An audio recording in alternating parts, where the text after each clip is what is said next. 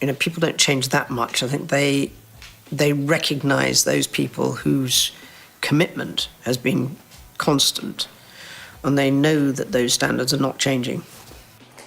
And she had that ability throughout her reign, didn't she, really to understand what society was thinking? Yes, I think that's a remarkable skill, to know what the true values are and to stick with those, not worry too much about the things, the fashions, the things that come and go.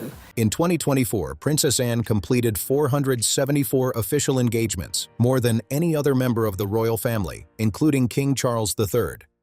Yet despite that level of commitment, her children hold no royal titles, while their cousins were granted HRH status from birth. That contrast raises questions. Over 5 decades, Anne has consistently delivered for the institution, but the official record shows that what was returned to her was not simply a matter of protocol or tradition. It reflects deliberate decisions. The mechanism that determines who receives HRH status already existed at the time. Queen Elizabeth II had the authority to apply it and did so in other cases. However, for Anne's children, that same authority was not exercised. Anne herself holds the title Princess Royal, one of the most distinguished honors a sovereign can confer, granted to her in 1987. However, her children, Peter Phillips and Zara Tindall, born in 1977 and 1981, were the first grandchildren of a reigning monarch in centuries to be born without titles. Meanwhile, the children of her brothers were granted HRH status as a matter of course. In 2012, Queen Elizabeth II issued new letters patent-extending titles to all children of the eldest son of the Prince of Wales. This confirms that the authority existed and could be applied when chosen. The same authority had been available in 1977 and 1981, but was not used in Anne's case. Public coverage often frames this as Anne's personal preference, suggesting she chose not to give her children titles and preferred a simpler path. My mother was the Queen for a very long time. And although you kind of know that this might happen, you don't really think about it very much.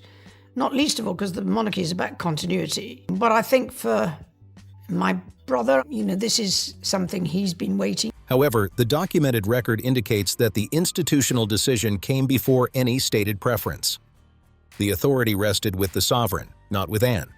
This distinction changes the interpretation. It shifts the narrative from personal choice to institutional decision-making. The record shows that different standards were applied within the same family. Anne's response to this dynamic was not public commentary. Instead, she maintained a consistent level of work. Year after year, she carried out more engagements than any other royal. The O'Donovan survey, published annually in the Times since 1979, repeatedly confirms her position as one of the most active members of the family. The pattern becomes clearer when looking at the 1990s. In 1994, following her divorce from Mark Phillips, Anne received formal written conditions regarding her continued civil list income. These conditions were institutional, documented, and specific. Her response was again consistent. She did not address the conditions publicly and continued her schedule of engagements without reduction. The volume of her work remained unchanged before and after the document was issued. This response does not suggest indifference. It reflects a deliberate approach to her role and position within the institution. When compared to her brothers during the same period, the difference in treatment becomes more apparent. In 1992, described by Queen Elizabeth II as an annus horribilis, 3 royal marriages broke down within the same year. King Charles III and Princess Diana separated. Prince Andrew and Sarah Ferguson also separated. Anne's divorce was finalized during the same period. Although the circumstances were parallel, the institutional responses differed. Charles's settlement with Diana reportedly involved a substantial financial agreement, supported in part by access to royal resources. Andrew's situation included financial arrangements and provisions for housing and trusts for his children. Anne's situation was handled differently. She acquired her own property using personal resources, and instead of receiving comparable institutional financial support, she was given formal conditions attached to her income. This contrast highlights a difference in how similar situations were managed within the same family structure. The documentation shows that the standards applied were not uniform. Despite this, Anne did not publicly challenge or comment on the disparity. She continued her duties at the same pace, maintaining a consistent public role.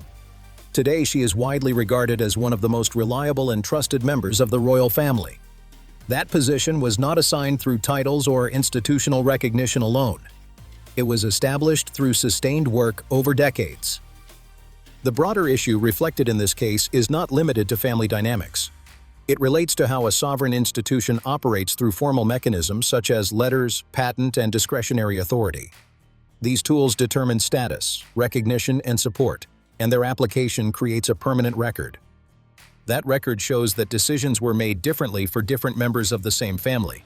It also shows that Anne's public image and her documented experience do not fully align. He'll change. He is committed to his own level of service, and that will remain. Epitomises what you think your country stands for. There's always been a major ambition, and it's a huge advantage if you have somebody who can be recognised as that, and not just in your country, but around the world.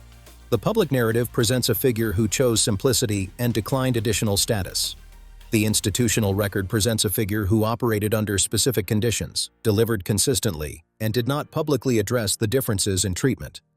Both versions are supported by evidence. However, public discussion tends to focus on only one of them. This leaves an open question about how institutional narratives are shaped and why certain aspects of documented history receive more attention than others.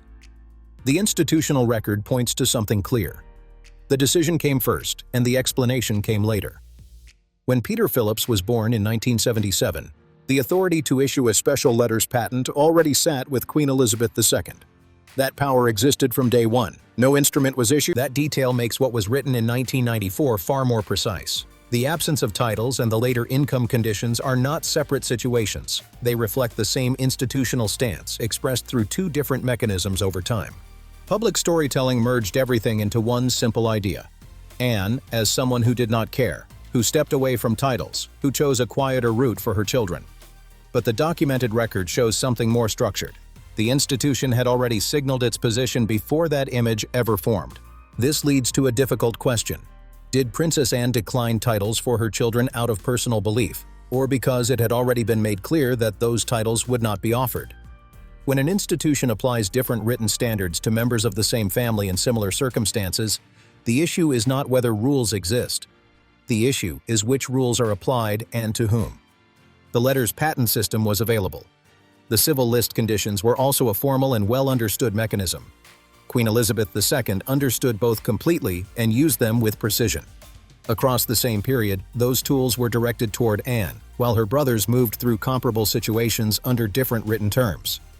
That is not just personal. It reflects institutional behavior backed by documentation.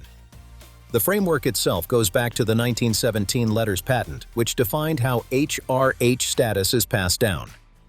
Under those rules, Anne's children would not automatically receive titles. That part was structural.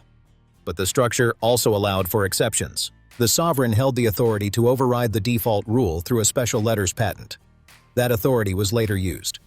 On December 31, 2012, Queen Elizabeth II extended HRH status to all children of the eldest son of the Prince of Wales. Earlier, in 1999, when Prince Edward's children were born, they were technically entitled to HRH under the 1917 framework. A public statement said they would not use those titles, but no formal instrument removed that entitlement. The option remained available. For Anne's children, there was no comparable provision. Peter Phillips, born in 1977, and Zara Tindall, born in 1981, were outside the framework. The authority to include them existed at both points, but it was not used. Then came 1992. 3 royal marriages ended within the same year. King Charles III and Princess Diana separated. Prince Andrew and Sarah Ferguson also separated. Anne's divorce was finalized in that same period. The institution had to respond to all 3 situations. What it produced was not identical. This difference is what gives the 1994 document its weight.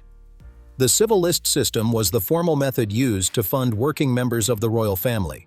It was not informal. It was structured, documented, and subject to conditions determined by the sovereign. When written conditions were placed on Anne's continued civil list income in 1994, the mechanism was functioning exactly as designed. That part is straightforward. What matters is how that same mechanism was applied elsewhere. The question is not whether the system existed. It clearly did. The question is whether it was applied consistently across all 3 siblings during similar circumstances. The record provides a specific answer. Financial obligations linked to King Charles III's separation were absorbed within broader institutional support.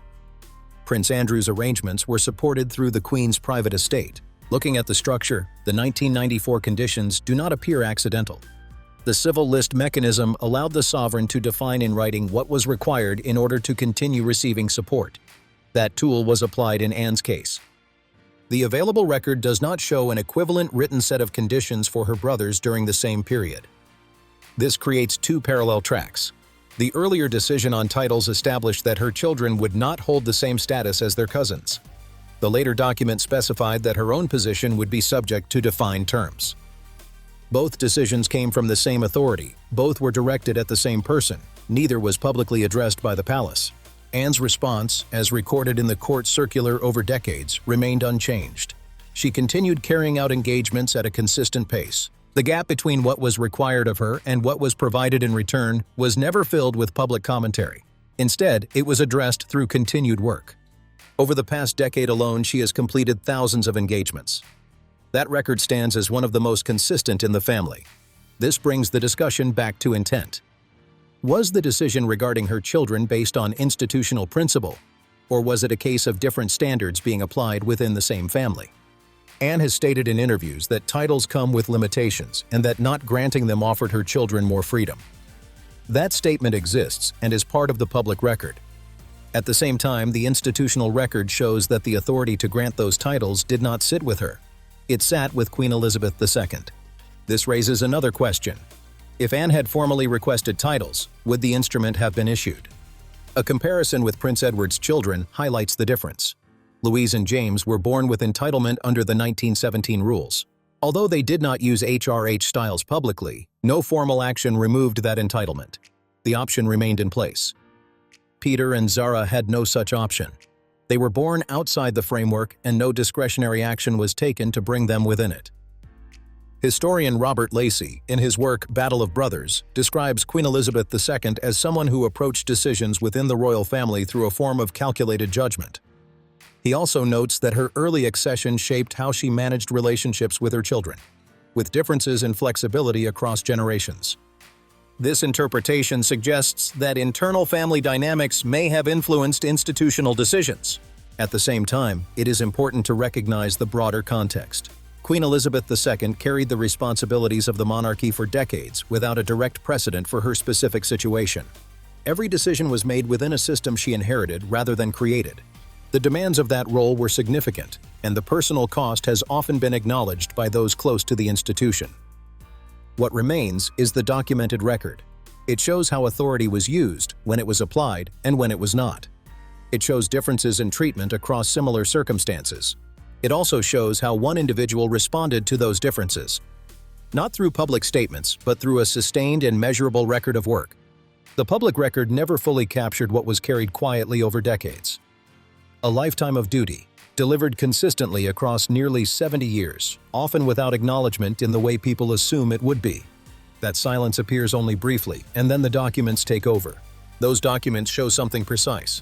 The same figure, Queen Elizabeth II, who upheld the institution across generations, also imposed written conditions on her daughter's civil list income in 1994. The same level of documented conditions does not appear for her sons in comparable circumstances during that period. The same sovereign who granted Princess Anne one of the highest personal honors, the title Princess Royal, did not issue the instrument that would have extended a similar distinction to Anne's children. The authority existed, the mechanism was clear, and the decision not to use it is part of the official record. There is no indication that these outcomes were accidental. The institutional record suggests the opposite. Decisions were made with awareness of their long-term impact. That level of calculation is often cited as a defining feature of Elizabeth's leadership, not as a flaw, but as a quality that sustained the monarchy over decades. Long-term thinking was central to how decisions were made. The consequences of those decisions, however, were often experienced by individuals within the family. In this instance, the record shows that Anne was the one who absorbed that impact. There is no condemnation directed at her. What the record shows instead is a consistent response. She accepted those decisions and continued to operate within the system, building a reputation based entirely on her work. The court circular, year after year, confirms the scale and consistency of her contributions. The comparison between Anne and her brothers is not entirely straightforward. There are differences that need to be acknowledged. Mark Phillips was not a royal, which may have affected how certain institutional mechanisms applied. The financial scale of the separations involving King Charles III and Prince Andrew was significantly larger than Anne's situation. These distinctions are real and often raised when examining the period. However, the key point remains the same. If equivalent written conditions existed for Charles or Andrew regarding their continued civil list income during the same period, they would form part of the record. There are also several points that have never been addressed publicly. The palace has not clarified whether the 1994 conditions applied to Anne had any equivalent for her brothers. Anne herself has never discussed the specific details of those conditions. Elizabeth never publicly framed the decision regarding Anne's children's titles as a deliberate choice rather than a structural outcome. These are three distinct silences. Each one is specific, and each remains part of the broader narrative without official clarification.